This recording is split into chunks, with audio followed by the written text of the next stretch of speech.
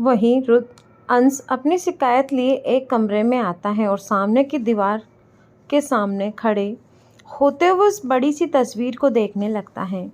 ये रुद्र की तस्वीर थी। अन्या ने अपने कमरे में रुद्र की ऐसी तस्वीर बनवाकर लगाई थी जैसे वो तस्वीर नहीं बल्कि खुद रुद्र हो। रुद्रांश उस तस्वीर के सामने खड़ा होते हुए अपने छोटे हाथों को बांधकर अपनी नाराज़गी जाहिर करते हुए मुंह फुलाए कहता है, डैडी, मम्मा फिर मुझसे बिना मिले चली गई। वो हमेशा ऐसे करती हैं, आपको पता है ना। रुद्रांश कितने वेट कर रहा था मम्मा को ये दिखाने के लिए। रुद्रांश अपने हाथों में पकड़े पेपर को आगे करता है, लेकिन वो मेरी बात सुने ही नहीं। ये रोंग हुआ ना। रुद्रांश की मम्मा उसकी बात नहीं सुनती, लेकिन वो तो आपकी वाइफ है ना, वो आपकी सुनेंगी ना। सबने कहा है मम्मा सिर्फ आपकी सुनती थी, तो मेरी ये विश आप ही कह दो ना मम्मा से, और मेरी तरफ से डांट भी लगाना उन्हें। Daddy please. रुद्रांश इतना बोल काफ़ी उम्मीद से रुद्र की फ़ोटो देखता है और फिर आगे बढ़ अपना हाथ उठाते हुए रुद्र के पेंटिंग वाले हाथ के पास उस पेपर को छिपा देता है। फिर वहाँ से जाते हुए कहता है, अब मैं चलता हूँ, चीची माँ मेरा इंतज़ार कर रही होंगी, बाय। रुद्रांश अभी काफ़ी छोटा था, उसे ये अभी तक नहीं पता था कि उसकी हर ख्वाहिश जो वो चिट्ठियाँ या ड्राइंग में बनाकर अपने पापा के हाथों में देता है वो कौन पूरा करता है। लेकिन आज तक रुद्रांश ने कुछ भी मांगा हो या शिकायत की हो वो पूरा ज़रूर होता था। अन्या की कोशिश ये ज़रूर करती है कि उसके बेटे की कोई ख्वाहिश अधूरी न रहे, खासकर जो वो अपने पिता से मांगता है। इसीलिए रुद्रांश अपनी मम्मा की कंप्लेन लिए अपने पापा के पास आया था। वहीं ऑफिस में अन्या हमेशा की तरह काम में काफ़ी बिजी थी, क्योंकि हाल में होने वाले प्रोजेक्ट उसके रुद्र का सपना था और वो किसी भी कीमत में हारना नहीं चाहती थी। इसीलिए काफ़ी जतन और लगन से अन्या बस अपने काम में लगी थी। तभी अमन अपने हाथों में फाइल लिए अंदर आता है और अन्या की तरफ बढ़ते हुए कहता है, बॉस ये फाइल मैंने सब चेक कर लिया, एक बार आप भी ब्रीफ कर लें। अन्या उसके हाथों से फाइल लिए नज़रें फाइल पे गड़ाए कहती हैं, अमन मीटिंग की सारी तैयारी हो गई। अमन अन्या की बात पे हामी भरता है तो अन्या रुककर एक रहस्यमय अंदाज से कहती हैं, और जो मैंने कहा था उसकी। अमन अन्या के अंदाज को भाप अपनी पलकें झपकाते हुए हामी भरता है। अन्या उसकी बात सुन उसे जाने का कहती है तो अमन कुछ संकुचाते हुए कहता है, बॉस आपसे मिलने डायरेक्टर दिलीप नारायण और प्रोड्यूसर RK गुप्ता आए हैं। मैंने कहा कि आप बिजी हैं, लेकिन उन्हें बस आपका 5 मिनट चाहिए। वो काफ़ी मिन्नत कर रहे हैं, क्या आप मिलना चाहेंगी। ये सुन अन्या कुछ आश्चर्य से उसे देखती है, क्योंकि उसे कुछ समझ नहीं आ रहा था। एक डायरेक्टर और प्रोड्यूसर का उसके ऑफिस में उससे क्या काम, पर कुछ सोच अन्या उन्हें अंदर आने का कह देती है। ये सुन अन्या अमन हामी में सिर हिलाए जल्दी से उन्हें बुलाने जाता है और उन्हें अपने साथ लिए अंदर आता है। वो दोनों अन्या को काफ़ी रिस्पेक्टफुली ग्रीट करते हैं। अन्या उन्हें बैठने का इशारा करते हुए कहती हैं, कहिए mister Narayan and mister Gupta, आप लोग मुझसे क्यों मिलना चाहते थे। अन्या के सवाल पर वो दोनों कुछ सकुचाते हुए एक नज़र अमन को देखते हैं तो अन्या उनकी परेशानी भाप कहती हैं, आप बेफिक्र होकर कह सकते हैं। अन्या के ऐसे बोलने पर डायरेक्टर दिलीप नारायण जी काफ़ी परेशानी भरे लहजे में कहते हैं, मिसेस चौहान, हम यहाँ शौर्य मित्तल के बारे में आपसे बात करने आए हैं। ये सुन अन्या उचकते हुए अपनी एक आईब्रो उठाते हुए कहती हैं, शौर्य के बारे में, लेकिन क्या। मिस्टर नारायण अपनी बात जाहिर रखते हुए कहते हैं, मिसेस चौहान, हम लोग एक फ़िल्म बना रहे थे जिसमें शौर्य मित्तल लीड हीरो में है, लेकिन आप तो जानती हैं ना, 3 साल से उनके काम करने का ढंग बदल गया है। वो अब अपने काम के प्रति सीरियस नहीं रहते हैं और काफ़ी अलग सा बिहेव करते हैं या चुप से हो जाते हैं, जिसकी वजह से हमें शूटिंग कैंसिल करनी पड़ती है। लेकिन कुछ हफ्तों से वो शूटिंग पे आए ही नहीं, जिसकी वजह से हमारी फ़िल्म बीच में अटकी हुई है। जब भी उन्हें कॉल करते हैं तो वो बिजी होने का बोल देते हैं या आज मूड नहीं है का बहाना बना देते हैं, जिसकी वजह से हमारा काफ़ी नुकसान हो रहा है। हमने उनके मेजर असिस्टेंट सब से बात की, लेकिन वो किसी की भी नहीं सुनते। उनकी परेशानी सुन अन्या के भी माथे पर बल पड़ गया। दरअसल 3 साल पहले रुद्र के साथ हुए हादसे की वजह कहीं ना कहीं शौर्य खुद को मान रहा था। उसी की ही पार्टी थी, उसकी जिद थी जिसकी वजह से अन्या की ऐसी हालत पे रुद्र और अन्या आए थे और यह हादसा हुआ। अगर उस हादसे में रुद्र के साथ अन्या या बच्चे को भी कुछ हो जाता तो शायद शौर्य खुद को मार देता। वो कहीं ना कहीं खुद को दोषी ठहराता है। अन्या और अभय ने उसे काफ़ी समझाने की कोशिश की, लेकिन शौर्य के दिल में वो बात नहीं मिट पाई। वो अब थोड़ा बदला सा रहने लगा था। वो खुद सिर्फ एक रुद्रांश के साथ ही रहता था। शौर्य के लिए अब खुद की परवाह ही नहीं थी, जिसकी वजह से वो खुद में अपने कामों में काफ़ी लापरवाही करने लगा था। वो बस अपने घर में चुपचाप खुद को बंद किए ही रखता था। बाहर शूटिंग पे भी या तो अन्य के ऑर्डर पे तो कभी अभय की जिद पे जाया करता था। शौर्य का यह हाल अन्या को कभी कभी परेशान करता था। अपनी परेशानी बताकर वो दोनों अन्या के सामने हाथ जोड़ कहते हैं, मिसेस चौहान, हमें पता है कि वो सिर्फ आपकी ही बात नहीं टालते। हमारा अनुरोध है कि आप हमारी मदद करें। अन्या उनकी परेशानी देख उन्हें आश्वासन दिए कहती हैं, ठीक है, आप चिंता नहीं करें, मैं देखती हूँ। आप लोग अपनी शूटिंग की तैयारी करें, अगले हफ्ते से शौर्य टाइम पे पहुँच जाएगा। अन्या की बात सुन उन्हें एक उम्मीद सी मिलती है। दोनों अन्या का शुक्रिया अदा कर वहाँ से चले जाते हैं। अन्या उन्हें जाने के बाद अपनी चेयर से उठती है और रुद्र की तस्वीर के पास बढ़ते हुए उसे देख एक ठंडी आह भरते हुए कहती हैं, रुद्र, कैसे संभालूं मैं सब? कितने भी कोशिश कर लूँ आपकी तरह नहीं होता। अब ये शौर्य को कैसे समझाऊं? उसकी गलती नहीं थी, कैसे उससे सही रास्ते पे लाऊं? आप होते ना, सच में मुझे कभी किसी बात की चिंता नहीं होती थी। शौर्य को आपकी एक नज़र काफ़ी थी, अब आपकी जैसी मैं लाऊं कहाँ से? अन्य ये बोलते हुए कुछ सोचने लगती हैं कि तभी उसके दिमाग में एक आइडिया आता है जो कहीं ना कहीं रुद्र से जुड़ी थी, जिससे सोच वो मन ही मन एक छोटी मुस्कान में आ जाती हैं। वो झट से आगे बढ़ अपना फ़ोन उठाती हैं और अमन को कुछ इंस्ट्रक्शन देते हुए फ़ोन रख देती हैं और अपना कोट और बैग लिए वहाँ से निकल जाती हैं। वहीं एक होटल में काफ़ी चहल पहल मची थी, क्योंकि आज काफ़ी ज़रूरी प्रोजेक्ट के लिए मीटिंग वहाँ ऑर्गेनाइज होना था। वहाँ शहर के काफ़ी जाने माने कंपनियाँ आई थी उस प्रोजेक्ट को हासिल करने। कंपटीशन काफ़ी ज़्यादा टफ था। वहीं 2-3 कंपनी के हेड आपस में बातें कर रहे थे। इस प्रोजेक्ट को हासिल करना लगता नहीं आसान होगा। तभी दूसरी कंपनी का हेड कहता है, ये तो पहले ही पता था, क्योंकि रेस में तो चौहान इंडस्ट्री के आर इंडस्ट्री और बेदी इंडस्ट्री भी तो हैं। कंपटीशन तो टफ होना ही है। इनकी बात सुन तीसरी कंपनी का हेड हंसते हुए कहता है, ठप छोटा शब्द है, घमासान युद्ध होगा आज। तभी दरवाज़ा खुलता है और सबकी नज़र दरवाजे पे जाती है। दरवाजे से अन्या की एंट्री होती है। आज अन्या ने ब्लैक फॉर्मल जंप सूट जिसकी नेक पे स्ट्रिप थी वो पहना था, बालों को खुला छोड़ा था, चेहरे बिलीव भावहीन लेकिन आंखें खूबसूरत, साथ ही काफ़ी सख्त। अन्या दिखने में काफ़ी खूबसूरत लग रही थी, लेकिन साथ ही उसकी पर्सनालिटी में एक अलग सा ऑरा था जो लोगों को उसकी तरफ आकर्षित करता और अपनी खोप से डराता। अन्या जियान और अपने एक एम्प्लॉय के साथ वहां एंट्री करती हैं। अन्या को देख कुछ बिजनेसमैन उससे बात करने के लिए बढ़ते हैं तो कुछ पतली गली से जैसे निकलना चाहते हैं, क्योंकि अन्या की प्रेजेंस काफ़ी थी उनके अंदर की नेगेटिव को डराने के लिए। वहीं ग्रुप अन्या को देख इशारे से दूसरा आदमी हंसते हुए कहता है, लो भाई, मिसेस चौहान भी आ गई। अब तो मैदान में खड़े होने का कोई मतलब ही नहीं, क्योंकि हम सबको पता है ये डील तो अब उन्हीं की ही हुई। उसकी बात पे दोनों आदमी हामी भरते हैं। वहीं उनसे कुछ दूर खड़ा 45-50 साल का आदमी उनकी बातें कब से सुन रहा था।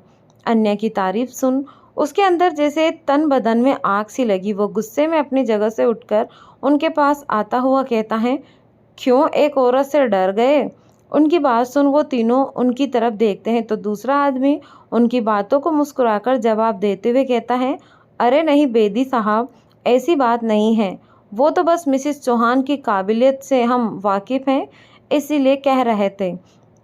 ये सुन राजवेंद्र जी तंज से कहते हैं, काबिलियत नहीं किस्मत, और अपने मरे हुए पति का खोप लिए बस ये इतना उड़ती हैं। वैसे भी है क्या इसमें ऐसा? चाहे एक औरत कितना भी उछल ले, एक औरत औरत ही होती है और हर बार जीते ये मुमकिन थोड़ी है। मैदान में अब भी शेर बाकी है और इस बार जीत असली शेर की होगी। आप सब देखना, ये डील बेदी इंडस्ट्री को ही मिलेगी। इतना बोल राजवेंद्र बेदी वापस से अपनी जगह पे चले गए। वो तीनों खड़े उन्हें काफ़ी अजीब निगाहों से देखते हैं। उन्हें उसका बोलने का लहजा कुछ पसंद नहीं आया था। वहाँ मौजूद सारे लोगों को पता था कि अन्य की काबिलियत किसी मर्द से कम नहीं थी, लेकिन मर्दों की दुनिया में औरतों को कम आंकने वाले मिल ही जाते हैं और वहाँ सब राजवेंद्र बेदी को ही अच्छे से जानते थे। करप्शन में उनका नाम काफ़ी ऊपर रहता था। वो खुद की जीत के लिए कुछ भी कर सकते थे, लेकिन कुछ वक्त से अन्याय की वजह से उनकी हर डील जैसे उनके हाथ से चली जाती थी। अन्या उनकी आंखों का कांटा बन चुकी थी। वो अन्या को हारते हुए देखना चाहते थे, चाहे कैसे भी, जिसका प्लान वो आज लेकर आए थे। वो अन्या को देख अपनी मुट्ठियां कसते हुए नफरत से कहता है, आज तेरी हार निश्चित है अन्या रुद्र चौहान। इतना बोल वो अपने असिस्टेंट को देख कहता है, सब रेडी है ना? असिस्टेंट हामी भरते हुए अन्या के बगल वाले एम्प्लॉय की तरफ आंखों से इशारा करता है। ये देख राजवेंद्र बेदी के होठों पे एक कुटिल मुस्कान छा जाती है। कुछ ही पलों में मीटिंग स्टार्ट होती है। लाइनअप में 10 कंपनी थी जो इस प्रोजेक्ट की उम्मीदवार थी और बाकियां उनके सहायक के रूप में अपना अपना आइडिया के साथ आई थी। एक के बाद एक प्रेजेंटेशन होना था। सबसे पहले बेदी इंडस्ट्री को मिला था। अन्य की कंपनी को सबसे लास्ट में रखा गया था। सबको बेदी इंडस्ट्री का प्रेजेंटेशन काफ़ी अच्छा लगा। उसके बाद एक कंपनी अपनी पारी में अपना प्रेजेंटेशन देने लगी। आखिर मौका चौहान इंडस्ट्री को मिला। सबकी निगाहें उस पर टिक गई। अन्य अपने साथ आए एम्प्लॉय को इशारा करते हुए उसे स्टेज पे जाने का कहती हैं। एक एम्प्लॉय हामी भरता हुआ आगे बढ़ जाता है और अपना प्रेजेंटेशन शुरू करता है, लेकिन तभी 5 मिनट के बाद न जाने कैसे जिस सर्वर से प्रेजेंटेशन था वो डाउन हो गया और डाटा बिफर करने लगा। ये देख सबके चेहरे पर हैरानी के भाव थे। आखिर अचानक से क्या हुआ? तो वहीं मिस्टर बेदी ये देख काफ़ी खुश हो रहे थे, क्योंकि आज वो अपने सालों का बदला जो पूरा होते देखने जा रहे थे। वन्या को अपने सामने हारता हुआ देखना चाहते थे। वो एम्प्लॉय तो काफ़ी डर गया। वो अपने तरफ कोशिश करने लगा।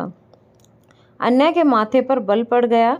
सबके बीच कानाफूसी चढ़ने लगी। आधे घंटे बाद मीटिंग ख़त्म हो जाती है और दरवाज़ा खुलते ही सबसे पहले राजवेंद्र बेदी और उसका असिस्टेंट बाहर निकलते हैं।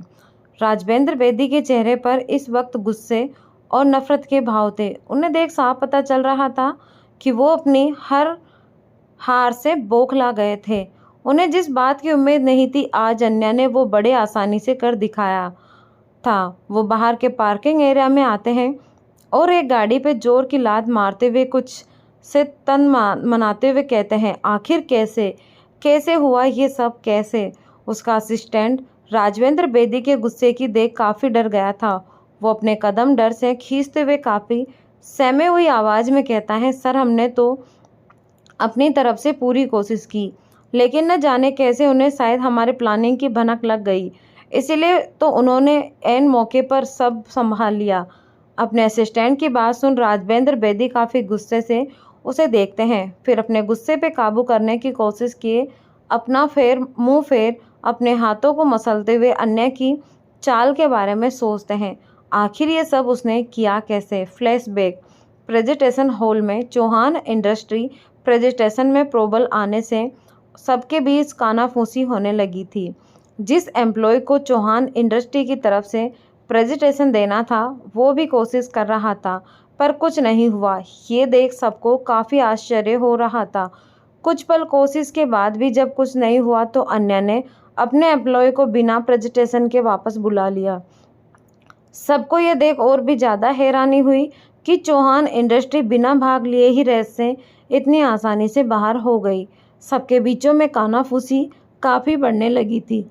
वो एम्प्लॉय निराश निगाहों के साथ परेशान भरे स्वर में अन्य के पास आते हुए कहता है, सॉरी बॉस, ना जाने क्या प्रॉब्लम हो रही है। शायद हम प्रेजेंटेशन नहीं दे पाएंगे क्योंकि कुछ डाटा भी करप्ट हो गया है। अब हम क्या करें? अन्य उसकी बात सुन एक नज़र उससे देखती हैं और बड़े शांत लहजे में कहती हैं, कोई बात नहीं, तुमने अपनी तरफ से पूरी कोशिश की, ये मैं जानती हूँ। और वैसे भी ज़रूरी थोड़ी है जो हमें चाहे वैसे ही हर बार हो। कभी कभी कुछ ऐसा भी हो जाता है जो हमने एक्सेप्ट नहीं हो। अन्य की बातें सुन वो एम्प्लॉय काफ़ी हैरान था। उसे देखने लगा क्योंकि उसे लगा था कि अन्य उस पर गुस्सा करेंगी या उसे सजा देंगी, लेकिन अन्य बिल्कुल शांत सी बेटी उसे समझा रही थी।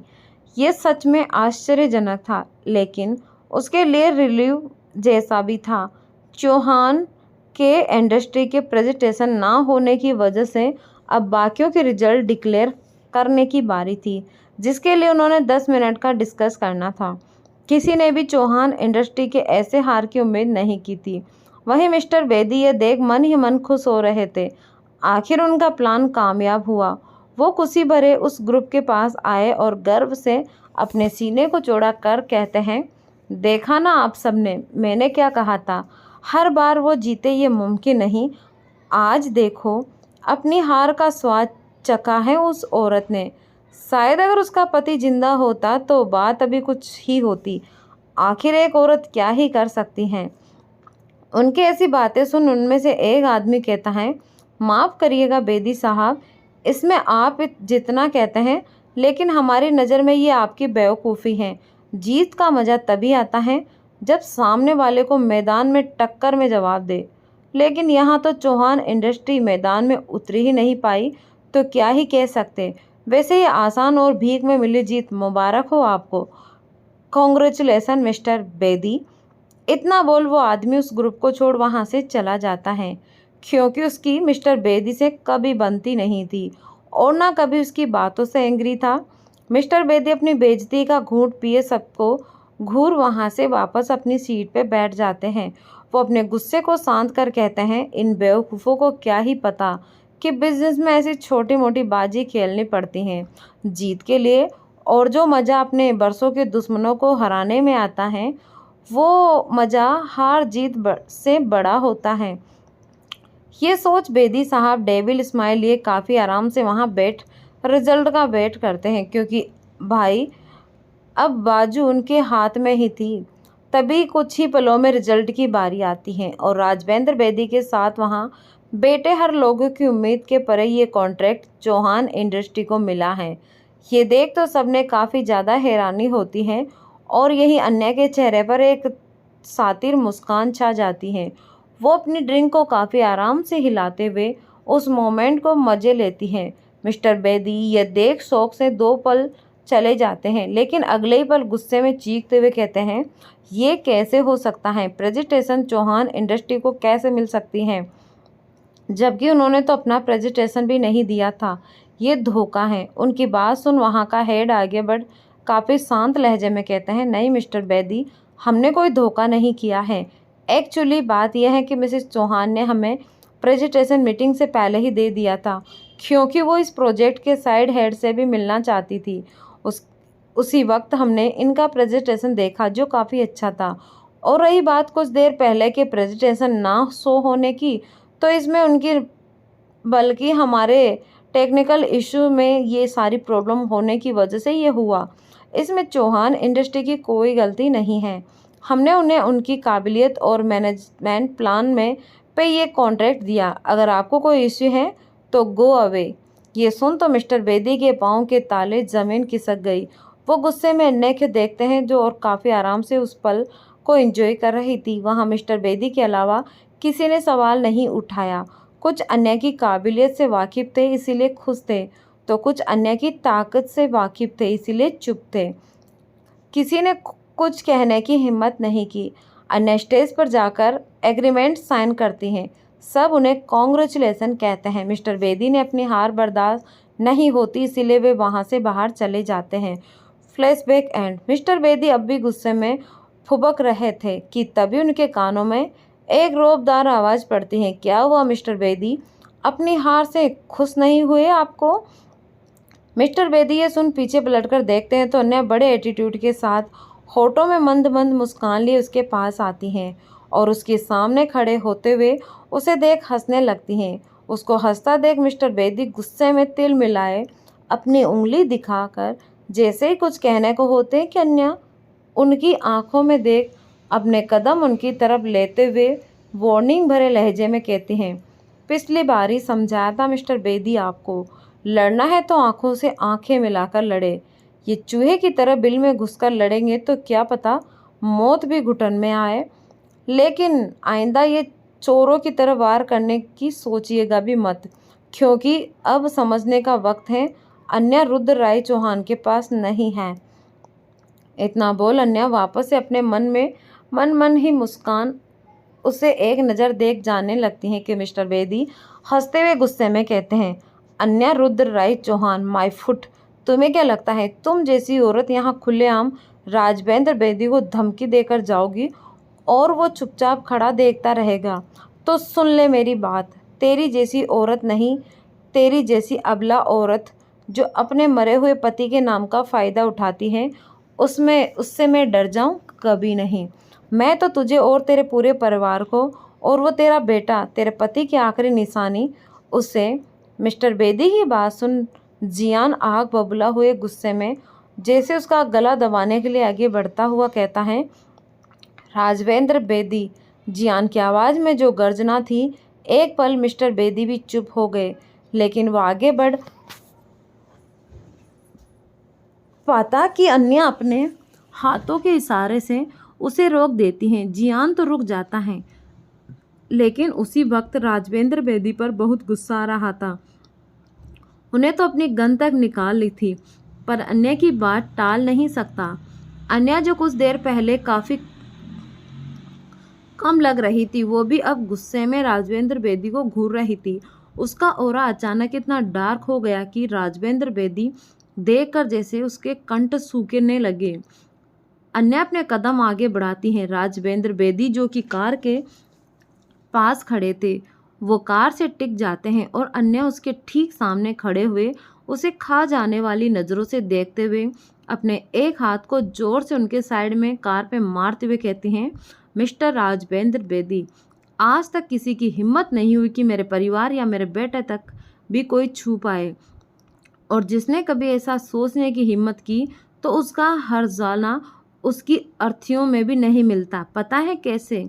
अन्य अपने सवाल पे उसकी आंखों में देख अपने हाथों को ऊपर उठाए भम ब्लास्ट का इशारा करते हुए कहते हैं। अन्य कितना बोलते ही ठीक राजवेंद्र बेदी के सामने ही उन्हीं की कार ब्लास्ट होते हुए हवा में उछल जाती हैं। अन्य दोबारा वैसे ही इशारा किए कहती हैं भूम। उनकी दूसरी गाड़ी भी अन्य के बोलते ही वैसे ही होल में हवा में उछल जाती हैं। ये देख तो राजवेंद्र बेदी जैसे सदमे में भी चले जाते हैं। उनके माथे पर पसीने की बूंद छलक जाती हैं। अन्य उसकी हालत देख डेविल स्माइल लिए अपना हाथ बढ़ाती हैं तो जियान टिश्यू का बॉक्स उसकी तरफ बढ़ाता है। अन्य टिश्यू लिए राजवेंद्र बेदी के पसीने पहुँचते हुए कहते हैं, ये तो बस ट्रेलर था राजवेंद्र बेदी, पिक्चर इसे भी खतरनाक हो सकती है, याद रखना।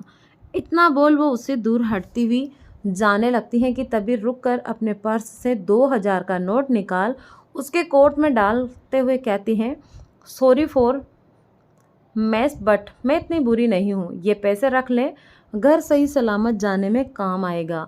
वी सैप। अन्य अपने सीने को थपथपाते हुए आगे बढ़ जाती हैं। जियान दोबारा टिश्यू का बॉक्स आगे करता है। अन्य अपने हाथ साफ कर उस टिश्यू को अपने पांव तले कुचलते हुए अपनी कार में बैठ जाती हैं और पल झपकते ही वहां से निकल जाती हैं। लेकिन राजवेंद्र बेदी की हालत बिगड़ जाती है। उन्हें कभी नहीं लगा था कि अन्य कुछ ऐसा कर गुजरेगी, वो भी ऐसे पब्लिक पैलेस पे। उन्होंने आज तक सिर्फ उसके किस्से ही सुने थे, लेकिन आज का लाइव डेमो उनके लिए काफ़ी ज़्यादा डरावना था। मरना काटना भी उनके लिए भी आम था, लेकिन ऐसा कुछ करना नहीं। और अन्या को देख लग रहा था ये बात उसके लिए आम थी। एक औरत हुए इतनी निडर देख उनके तो हल्का सा आज आवाज़ ही नहीं निकल रही थी। उनके पाँव अब तक कांप रहे थे। अचानक ही उनके दिल में जैसे दर्द सा उठा और वो वहीं बेहोश हो गए। वहीं जियान कार में बैठा अपने टैब पे चेक करता हुआ अन्या से कहता है, बॉस, मिस्टर बेदी आपके लिए सदमे में से बेहोश हो चुके हैं। अन्या उनकी बात सुन अपने लैपटॉप में उंगलियां चलाते हुए टेडी मुस्कान लिए कहती हैं, ध्यान रहे इतनी मौत नहीं आनी चाहिए उन्हें। उसकी बात सुन जियान हामी भरते हुए कहता है, एम्बुलेंस पहुंचा दे हैं, लेकिन अब उस एम्प्लॉय का क्या करना है जिसने हमसे विश्वासघात किया है। अन्या उसकी बात सुन को सोचते हुए कहते हैं, धोखे की सज़ा तो मौत होती है, लेकिन आसात मौत देने मेरे अंदाज में नहीं। और वैसे भी वो अपने परिवार का एक लौता कमाने वाला है, उसे छीन हमें कुछ नहीं मिलेगा, इसीलिए उसे एवीआर आइलैंड पे भेज दो। यह सुन जियान अन्या की बात से सहमति जताते हुए हामी भरता है। जियान को कभी कभी समझ नहीं आता था कि आखिर उनके बॉस में सबसे ज़्यादा निर्दयी कौन था। दोनों एक जैसे थे पर कहीं ना कहीं अलग थे। रुद्र का गुस्सा उसकी आग था, तो वहीं अन्य का गुस्सा तबाही, ऐसी तबाही जहाँ चीखे से सिर दर्द हुआ करता था। अन्य का पूरा दिन अपने कामों में बीतता है। वह वापस से वैसे ही थकी हारी घर आती हैं और पहले फ्रेश होने का सोच वो अपने कमरे में जाती हैं और फ्रेश हुए वो कमरे में आते हुए रुद्र की उस तस्वीर की तरफ बढ़ जाती हैं। रुद्र की तस्वीर देख प्यार से उसे छूती हुई कि तभी उसकी नज़र रुद्र के हाथ पे चिपके पेपर पर जाती हैं। ये देख अन्या की आंखें चढ़ जाती हैं। वो उस पेपर को लिए कहती हैं, लगता है आज फिर मेरी शिकायत हुई है आपसे रुद्र। इतना बोल अन्या उस पेपर को खोलती हैं। उस पेपर पे रुद्रांश ने ऊपर लिखा था, बिग बिग लेटर में, रुद्रांश विश। नीचे एक ड्राइंग बनी थी जिसमें एक छोटा बच्चा अपने पेरेंट्स का हाथ पकड़ फुटबॉल खेल रहा था। ये देख अन्या के हाथ से उस पेपर में कुछ कस जाते हैं, लेकिन वो जज्बातों को काबू कर रुद्र की तस्वीर के पास आए कहते हैं, देख रहे हैं रुद्र, आपका बेटे ने आज क्या मांगा। वो मांगा है जो हमारा सपना था, जो अधूरा रह गया। काश भगवान को मेरी न तो कम से कम इस छोटे से बच्चे की ख्वाहिश पर जरा सी दया आ जाती है और आपको हमसे छीनते नहीं। काश मैं आज भी आपकी बाहों में सुकून पा जाती। काश हम अपने बच्चे को वो सब दे पाते जिसका सपना हमने हंसते हुए देखा था। काश तस्वीर की जगह पे मैं आपके सीने से आपकी बाहों में छुप पाती। काश आप वापस आ पाते। इतना बोल अन्या उस तस्वीर से चिपक कर रोने लगती हैं। अन्या इतनी खुद को कमज़ोर महसूस करती थी, अब अपने बच्चे की ख्वाहिश में, उसकी बातों में रुद्र का जिक्र सुनती थी। कितना कुछ सोच रखा था उन दोनों ने, लेकिन कैसे किस्मत और भगवान को कुछ और ही मंजूर था। मोहब्बत में होना जितना आसान है, उसके साथ चलना उतना ही मुश्किल। अन्या यूं ही रुद्र की तस्वीर से लगे सुबक रही थी, तो वहीं इन फैसलों के काफ़ी दूसरी जगह पे वक्त में फैसला हो। वक्त उस फासले की दूसरी तरफ एक आदमी गुमसुम सा हुआ एक टक चांद को देख रहा था। चेहरे पर कोई भाव नहीं, न कोई दुख न कोई सुख। तभी अचानक क्यों उसकी आंखों में खुद ब खुद आंसू छलक से आए और दिल जैसे जोरों से धड़क उसे बेचैन कर रहा हो। वो अपनी हथेलियों में उन आंसुओं की बूंदें लिए कसम कसमें उन्हें देखता है, फिर अपने दिल पर हाथ रख जैसे इस अलग से एहसास को महसूस करने की कोशिश करता। आखिर उसका दिल इतना बेचैन क्यों हो रहा है, वो कुछ समझ पाता कि तभी कमरे में एक नर्स आते हुए कहती हैं, why are you standing there, it's very cold outside, come back and have some rest. वो आदमी नर्स की बात सुन चुपचाप वापस अपने बेड पर आ गया। नर्स ने जैसे दवा के साथ इंजेक्शन लगाया जिससे उस आदमी को पल भर में नींद आ गई। तभी कमरे में एक 27-28 साल की लड़की एंटर करती है और उस आदमी को सोया देख नर्स से इंग्लिश में पूछती है, क्या उन्होंने मेरे बारे में कुछ पूछा था। नर्स ना में सिर हिलाते हुए कहती है, नहीं मैडम, इन्हें देख तो ऐसा लग रहा है कि नहीं इन्हें आपकी ज़रूरत है। ये तो बस चुपचाप ना जाने अपने ही सोच में गुम थे। फिलहाल मैंने इंजेक्शन दे दिया है, बाकी आप कल सुबह डॉक्टर से पूछ लीजिएगा। इतना बोल नर्स वहाँ से चली जाती हैं। तो वो लड़की उस आदमी के पास आए, उसे देख मुस्कुराकर जैसे अपना हाथ बढ़ाने को होती हैं कि उसका फ़ोन बजता है। वो अपना फ़ोन निकाल चेक करती हैं। स्क्रीन पर आए नाम और नंबर को देख उसकी आंखें चढ़ जाती हैं, जैसे वो उस फ़ोन का उसे आश्चर्य हुआ हो लेकिन खुशी नहीं। सुबह का वक्त, शोरे का घर। शोरे शहर से दूर अपने इस घर में बस गुमसुम सा तन्हा सन्यासी बने अपने दिन काट रहा था। अब तो उसे किसी बात की परवाह ही नहीं रही। वो अपने स्विमिंग पूल के पास रखे साइड चेयर पर लेटा हुआ था। उसकी ऐसी हालत देख उसका असिस्टेंट काफ़ी परेशान हो रहा था, क्योंकि शोरे के जितने भी director, producer, on going project हैं और आने वाले नए प्रोजेक्ट के लिए सब उसे शोरे का शेड्यूल जानना चाहते थे। लेकिन शोरे तो सारी दुनिया से त्याग अब अपने में ही रहता था और उसका असिस्टेंट सबसे बहाने बनाए थक चुका था। तभी वो भागता हुआ शोरे के पास आता है और उसे वापस से सन्यासी मोड में लाते हुए अपने सिर पकड़ते हुए कहता है, सर, आप मुझे बता दें कि आप कब तक ऐसे रहने वाले हैं, ताकि मैं उस हिसाब से काम करूं। आपके शेड्यूल जानने के लिए सुबह से मुझे इतने फ़ोन आ चुके हैं कि अब तो मुझे अपने ही फ़ोन की घंटी से डर लगने लगा है। पहले आप शूट पे गए 3 दिन पहले आप शूट पे गए, लेकिन 3 घंटे में ही वापस आ गए। और 2 दिन के पहले के इवेंट भी आप वहाँ ज़्यादा देर रुके नहीं। और तो और टीटी इन्वेस्टमेंट का आपके शूट आयन मक्के पर कैंसिल कर दिया। अगर ऐसा ही चलता रहा तो सब हमले लीगल एक्शन भी ले सकते हैं। तब हम क्या करेंगे सर, बोलिए। अपने असिस्टेंट को यूँ चिल्लाता देख शोरे अपने हाथों को अपने आँखों से हटा एक नज़र उसे देखता है, फिर वापस अपनी पलकों पर रख काफ़ी शांत बेफिक्र लहजे में कहता है, कुछ नहीं होगा स्वामी, तुम बेकार में चिंता कर रहे हो, मैं सब देख लूँगा।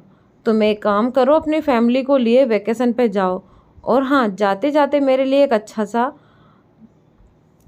सारी लीगल मैटर को निपटने के लिए लॉयल सजेस्ट करके देना, ओके। शोरे की उसका असिस्टेंट अपना सिर सहलाते हुए कुछ झुंझलाहट में से कहता है, सर, 3 हफ्ते में 3 दिन 3 दिनों के लिए 4 बार वैकेशन पे जा चुका हूँ। अब तो मेरी बीवी भी मेरे साथ जाने से मना कर रही है। ये सुन शोरे अपना हाथ थोड़ा सा उठा उंगलियों से उसे है देख हल्का मुस्कुरा के साथ कहता है, तो दूसरे की बीवी के साथ चले जाओ। शोरे के ये बोलते उसका असिस्टेंट अपने कान पकड़ कहता है, रमा रमा सर, अगर ये बात मेरी बीबी को पता चली तो मुझे तंदूर की चटनी बना देगी।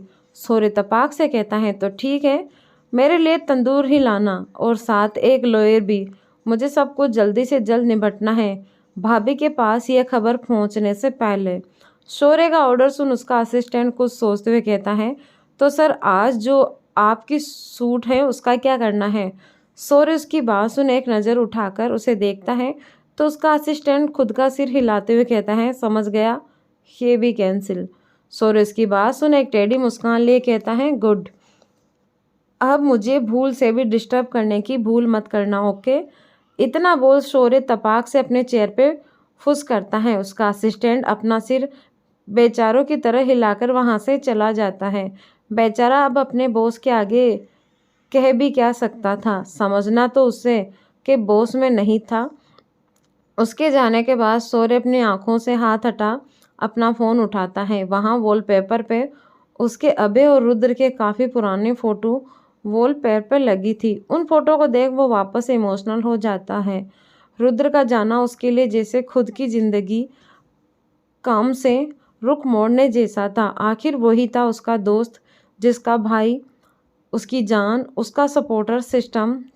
जितना हक से वो उसे डांटता था कि शोरे को वो डांट दुनिया में सबसे ज़्यादा बड़ा अवार्ड मिलता था। बचपन में जब भी वो अपनी माँ और पापा को याद कर रोया था, उसके पास सिर्फ रुद्र का कंधा सहारों में हमेशा हुआ करता था। वो शब्दों में कभी उसे सहानुभूति नहीं देता, बल्कि डांट और धमकी में कहता था कि अगर दोबारा रोया तो तेरी आंखों से अपनी सिस्टम ही काट दूंगा। जिस बात पे कभी शोरे डर तो कभी चुप तो कभी चिढ़ जाता था, लेकिन आज वही सारी बातें उसके होठों पे दर्द के साथ मुस्कान बिखेरती हैं। वो अपने फ़ोन को सीने से लगाए आसमान को देख कहता है, क्या भाई तू अकेले वहाँ मुझे छोड़कर चला गया? पर चिंता मत कर, वहाँ भी आऊँगा तुझे तंग करने में बहुत जल्द। बस कुछ फ़र्ज निभा लूँ। इतना बोल शौर्य दर्द में भी आसमान में देख मुस्कुरा देता है, जैसा उसका दोस्त उसे वहाँ से देख रहा हो। कुछ पल वहीं हवाओं के बीच शौर्य शांति से अपनी आंखें बंद किए लेता है। तभी पीछे से उसे किसी की कदमों की आहट होती है, जिसे सुन शौर्य बिना देखे कहता है, स्वामी तुम गए नहीं अभी तक? मैंने कहा मैं आज शूटिंग। वो इतना ही बोल पाता है कि अचानक जैसे समुद्र में उठा सैलाब सीधा उसके मुंह पे उधेड़ दिया गया हो। शौर्य भी एक्शन से हड़बड़ाते हुए गुस्से में उड़ता हुआ कहता है, स्वामी तुम्हारी हिम्मत के। वो इतना ही बोलता है कि सामने खड़ी लड़की को देख उसकी आंखें छोटी पड़ जाती हैं। शौर्य के ठीक सामने एक 27-28 साल की लगभग एक लड़की खड़ी थी, जिसने फॉर्मल अटायर पहना हुआ था। Simple and sober black peg and blue shirt, दिखने में सिंपल लेकिन उसकी आंखें बहुत खूबसूरत और भूरे रंग की थी। बाल कंधे तक आते थे, जिसने इस वक्त उसने क्लीन से सिक्योर किया हुआ था। चेहरे पर शालीनता के भाव लिए वो शौर्य को देख रही थी। उसके हाथ में एक बाल्टी थी, जिसे देख साफ पता चल रहा था कि अभी अभी शौर्य को गंगा दर्शन उसी ने ही करवाए थे। लेकिन उसके भाव कुछ यूं थे कि जैसे उसे इस बात का कोई पछतावा नहीं था और ना कोई डर। शौर्य उस लड़की को देख गुस्से और आश्चर्य के मिले जुले भाव से कहता है, तुम हो कौन? यहाँ क्या कर रही हो? और मुझे द सुपरस्टार शौर्य मित्तल पे पानी डालने की हिम्मत कैसे हुई? फिर अपने असिस्टेंट की आवाज़ देते हुए चिल्लाता है, स्वामी स्वामी। शौर्य का असिस्टेंट उसकी आवाज़ सुन हड़बड़ाते हुए भाग के बाहर आता है और अपने बॉस को यूँ पानी में भीगा देख चिंता से कहता है, बॉस ये क्या हुआ? क्या आप इन कपड़ों में स्विमिंग कर रहे हैं? पर कुछ देर पहले तो आपका ऐसा कोई इरादा नहीं था। तो अचानक स्वामी की ऐसी बातें सुन शौर्य काफ़ी गुस्से में उसे घूरता है, तो स्वामी चुप हो जाता है और उसे टॉवल पास जल्दी से करवाता है। शौर्य अपना मुंह पोंछते हुए कहता है, स्वामी अभी के अभी इस पागल लड़की को मेरे घर से बाहर फेंक कर पुलिस को कॉल करो। ये बिना मेरे परमिशन के मेरे प्रॉपर्टी में घुस आई है। फैन है तो क्या मेरी प्रॉपर्टी को ऐसे तोड़ नहीं सकती? Call the police. शौर्य गुस्सा और बातें सुन बेचारा स्वामी कंफ्यूज सा उस लड़की को देखता है। शौर्य स्वामी को कुछ न बोलते हुए और ना करते हुए देख चिल्लाते हुए कहता है, Swami are you listening? Just call the police. Swami Shaurya की बात सुन तुरंत हड़बड़ाते हुए कहता है, सर हम ऐसा नहीं कर सकते। ये कोई आपकी फ़ैन नहीं बल्कि आपकी न्यू मैनेजर है, निहारिका अग्रवाल। यह सुन शौर्य शॉक हो जाता है।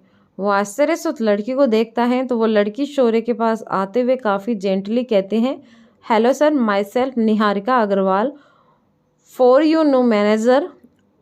इतना बोल वो एक स्माइल देती है तो शौर्य का मुंह चिढ़ जाता है। उसको ऐसे देख निहारिका आगे कहती है, सर आपका नहाना हो गया हो तो क्या हम शूटिंग के लिए चलें? यह सुन तो शौर्य चिढ़े हुए स्वर में कहता है, मैं कहीं नहीं जा रहा हूँ।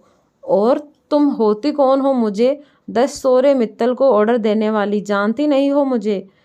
मैं खुद के ऑर्डर पर चलता हूँ। शौर्य 2 कदम उसके करीब बढ़ काफ़ी कड़क से कहता है, और मैं कहीं नहीं जा रहा हूँ। इतना बोल शौर्य आगे बढ़ता हुआ अपने असिस्टेंट से कहता है, इसे रखा किसने है स्वामी? इसे कह दो अपने घर जाए, अपने पति पे हुक्म चलाए। स्वामी उसकी बात सुन कुछ कहता है कि निहारिका अपने कदम आगे लिए काफ़ी सीरियस लहजे में कहती हैं, सर आप नहीं चलेंगे तो मजबूरन मुझे दूसरे तरीके अपनाने होंगे। निहारिका की बात और हिम्मत देख शौर्य एटीट्यूड से पीछे मुड़ उसे देखता है तो निहारिका अपने हाथ बंधे काफ़ी सीरियस लुक में उसे देख रही थी। उसे लग नहीं रहा था कि वो मजाक के मूड में है। ये देख शौर्य की भौहें चढ़ जाती हैं। वो कुछ कह पाता कि निहारिका उसे आसपास देखने का इशारा करती हैं। जैसे ही स्वामी और शौर्य की नज़र आसपास पड़ती हैं तो दोनों हैरान रह जाते हैं, क्योंकि उनके आसपास 10-10 हट्टे-कट्टे बॉडीगार्ड की फौज खड़ी थी। स्वामी तो डरते हुए सोरे के पीछे चुप बच्चों की तरह उसकी शर्ट पकड़ लेता है। तो दोस्तों, आखिर किसने भेजा था निहारिका अग्रवाल को? हम जानेंगे अगले भाग में। धन्यवाद।